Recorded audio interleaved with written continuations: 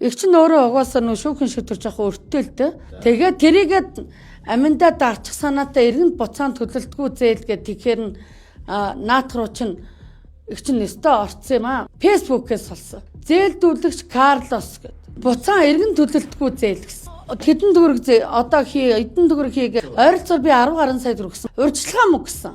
50 сая гэсэн чинь өшөө ихийг өгнө гэсэн байхгүй. Тэгэхээр өгөх юм байлгүй гэж доод өгөөдсөн чинь сүүлдээ мөнгө өгөхөө байлдаад гадаадаас орж ирдэг мөнгө.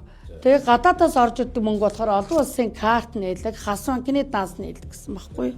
Би нөгөө хөргөн хүүгээ хас банкар нөгөө нэг данс нээлэг гэдэг нөгөө тэр нөгөө нэг залдагч хүн маань надад юу байсан байхгүй. Заавал хас банкны данс аваарай. Тэгээ олон улсын карт аваарай гэсэн.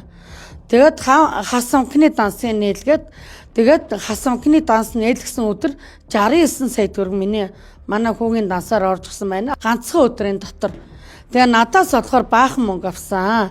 Наад дээр чинь нөгөө өөрийнхөө чарт март бүх фэйсбүүк мөнгө устгацсан байлаа. Нөгөөнийх байхгүй. За тэгээ хүмүүс минь та нар болгоомжтой байгаарэ. Ард эрдэнэ сэрэмжтэй байгаарэ. Хүн дансаа өгөвзээ, нууц кодоо өгөвзээ.